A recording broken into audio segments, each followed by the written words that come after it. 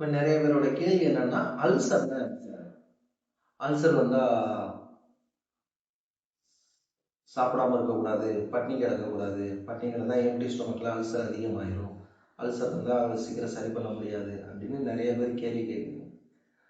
Ulcer அப்படிங்கிறது என்ன அப்படின்னு பார்த்தீங்கன்னா, உங்களுக்கு ஒரு புரிகிற மாதிரி ஒன்று சொல்றேன்.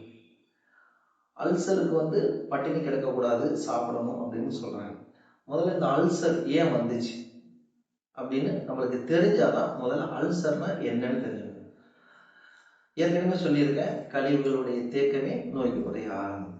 இந்த அல்சர் அப்படிங்கிறது என்ன அப்படின்னா, நீங்க சாப்பிட்றீங்க இல்லையா சாப்பாடு, இதை நீங்க சாப்பிட்டு சாப்பிட்டு சில சமயத்துல உடம்பால செரிக்க முடியாத உணவுகளை ஒரு சில இடத்துல ஸ்டோரேஜ் பண்ணும். இப்போ நீங்க இன்னைக்கு சாப்பிட்றீங்க உணவு, இன்னைக்கு அந்த உடம்பு வெளியேற்றலை அப்படின்னா உள்ளேயே இருக்கு. இப்போ அடுத்த நாள் சாப்பிட்றீங்க, அடுத்த நாள் சாப்பிட்றீங்கன்னா அதையும் உடம்பு வெளியேற்றணும் இல்லையா? அப்ப வெளியேற்றும் போது என்ன ஆகும்னா, இந்த ஏற்கனவே தேக்கி வச்ச பொருளை அப்படியே அங்கேயே இருக்கும். அதுக்கு உடம்புக்கான அந்த ஓய்வு, அந்த உடம்புக்கான ஆற்றல் இருந்துச்சுன்னா ஒட்டுமொத்தமா வெளியில போயிடும். அப்படி இல்லைன்னா அந்த ஸ்டோர் பண்ணது அங்கேயே இருக்கும். அதுக்கான ஆற்றல் வர வரையும் உடம்பு வெயிட் பண்ணும். அப்போ அதுக்கான டைம் நம்ம கொடுக்கணும் அப்படின்னா உள்ள போடுறதை நிப்பாட்டணும். உள்ள போற உணவை நிப்பாட்ட மாட்டோம், நம்ம டெய்லி சாப்பிட்டுட்டே இருக்கோம். அப்ப சாப்பிடும் போது என்ன ஆகும் அப்படின்னா, அந்த பொருள் அங்கேயே நாளடைவில் தங்கி தங்கி தங்கி தங்கி ஒரு சில காலங்கள் கழிச்சு அந்த இடம் டீகம்போஸ் ஆகி நொதிச்சு அங்கிருந்து ஹைட்ரோகுளோரிக் அப்படிங்கிற ஒரு ஆசிட் ஃபார்ம் ஆகும். அப்ப அந்த ஆசிட் ஃபார்ம் ஆகும்போது அதனுடைய வாயு காத்து மூலியமா வரும்போது அந்த நெஞ்சு எரிச்சல், அந்த நேரத்துல அங்க ஒரு எரிச்சல் ஏற்படும். அதை தான் அல்சர் சொல்லுவாங்க. இப்ப இதுக்கு வந்து எப்படி சரி பண்ணலாம்? இதை சரி பண்ணவே முடியலையே சார், நான் கிட்டத்தட்ட 5 வருஷமா இருக்கு, 6 வருஷமா இருக்கு, டெய்லி அந்த டைஜின் அப்படின்னு இந்த டைஜின் தான் சாப்பிட்றோம், ஒரு சில மாத்திரைகள் சாப்பிட்றோம், வேற வழியே இல்லை, அது சரியாக மாட்டேது, எப்போ சாப்பிட்டாலும் எனக்கு இந்த தொந்தரவு இருக்கு, பட்னி கிடக்கக்கூடாதுன்னு சொல்றாங்களே அப்படின்னு பாருங்க. அப்போ என்னுடைய கேள்வி என்ன அப்படின்னு பார்த்தீங்கன்னா, அல்சர் ஏன் வந்துச்சு? ஆல்ரெடி அங்கே ஒரு கழிவு இருக்கிறதுனால. அப்போ அந்த கழிவு இல்லைன்னா அங்கே வந்திருக்காது தானே. இப்போ ஒரு ரூம் இருக்கு, ஒரு ரூம்ல ஒரு எம்டி பிளேட், இன்னும் ஒரு பிளேட்ல கொஞ்சம் சாதத்தை வச்சுட்டு டோர் எல்லாம் க்ளோஸ் பண்ணிட்டு நம்ம எல்லாம் வீட்டை விட்டு வெளில போயிடலாம். போயிட்டு ஒரு 15 நாள் கழிச்சு அந்த வீட்டில் வந்து அந்த டோரை திறந்து பார்த்தீங்கன்னா என்ன இருக்கும் அப்படின்னு பார்த்தீங்கன்னா, அந்த எம்டி பிளேட் வச்சோம் இல்லையா, அது அப்படியே தான் இருக்கும். ஆனால் இன்னொரு பிளேட்ல ஒரு சாதம் வச்சுட்டு போனோம். ஓகே தானே? அப்போ அந்த சாதத்தை கவனிச்சிங்க அப்படின்னா காஞ்சி போய் பூசானம் பூத்து போய் நொதிச்சு ஒரு மாதிரியா இருக்கும், ஒரு 10 குடிச்சு போயிருக்கும். திரும்பவும் அந்த டோரை சாத்திட்டு நீங்க போயிட்டு ஒரு 3 மாசம் கழிச்சு வந்து பாத்தீங்கன்னா அந்த எம்டி பிளேட் எப்படி இருக்கும்?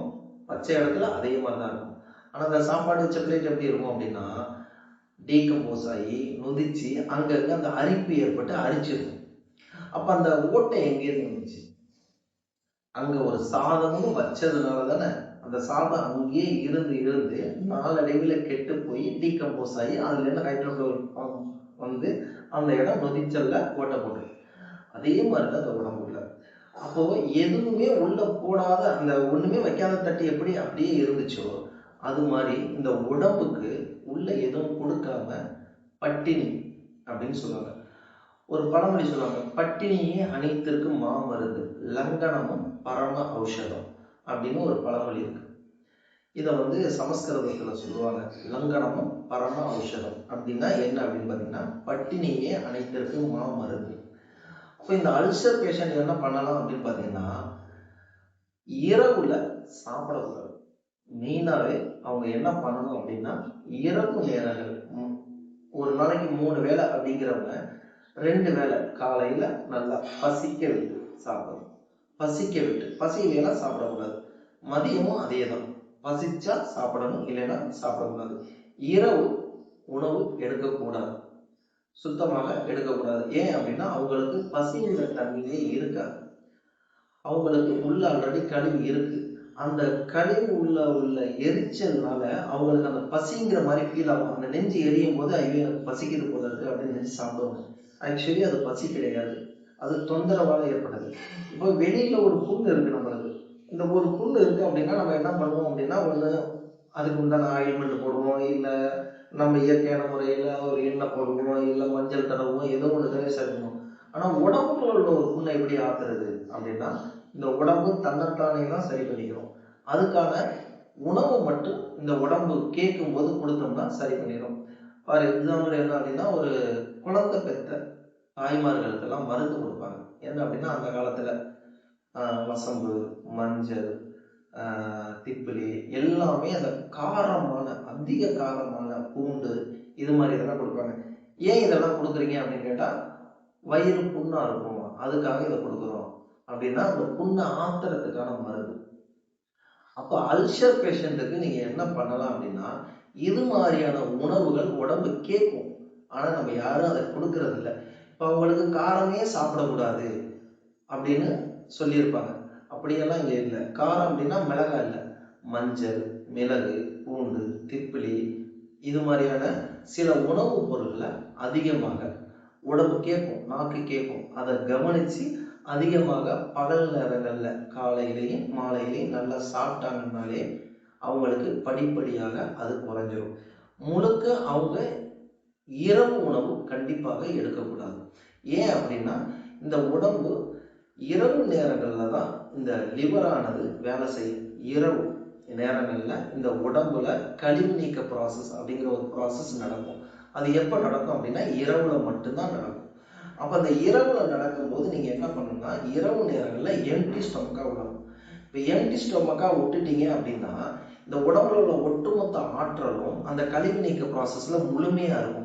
இப்போ முழுமையாக இருக்கும்போது இந்த உடம்புல எங்கெல்லாம் பிரச்சனை என்னெல்லாம் இருக்கோ அது உடம்பு தன்னைத்தானே சரி பண்ணும். அப்போ அதுக்கான டைம் நாம தான் கொடுக்கணும்.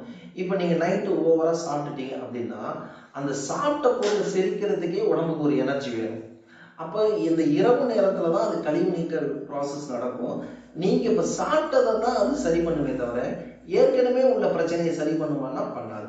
அப்போ அதுக்கு எக்ஸ்ட்ரா டைம் வேணும் இல்லையா? அப்போ அந்த எக்ஸ்ட்ரா டைமுக்கு தான் நீங்கள் என்ன பண்ணணும்னா, அந்த இரவு உணவை நிப்பாட்டிட்டீங்கன்னா அந்த செரிமானம் நடக்க வேண்டிய வேலையில உடம்பு சும்மா இருக்காம அந்த ஆற்றலை எடுத்துக்கிட்டு ஏற்கனவே உள்ள கழிவை சரி பண்ணி அங்க உள்ள சின்ன சின்ன பிரச்சனைகளை சரி பண்ண இந்த உடம்பு முயற்சிக்கும்.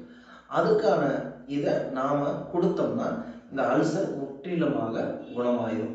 எவ்வளவு நாள் அப்படின்னா, நீங்க எந்த அளவுக்கு அதை கவனிச்சு எந்த அளவுக்கு பழகுறீங்களா, மினிமம் ஒரு 21 நாள் இரவுல சாப்பாடு இல்லாம நீங்க பசிச்சாதான் சாப்பிடும் அப்படிங்கிற ஒரு நிலையில இருந்தீங்கன்னா 21 நாள்ல முழுமையா குணமாகறதுக்கு கண்டிப்பாக வாய்ப்பு இருக்கு.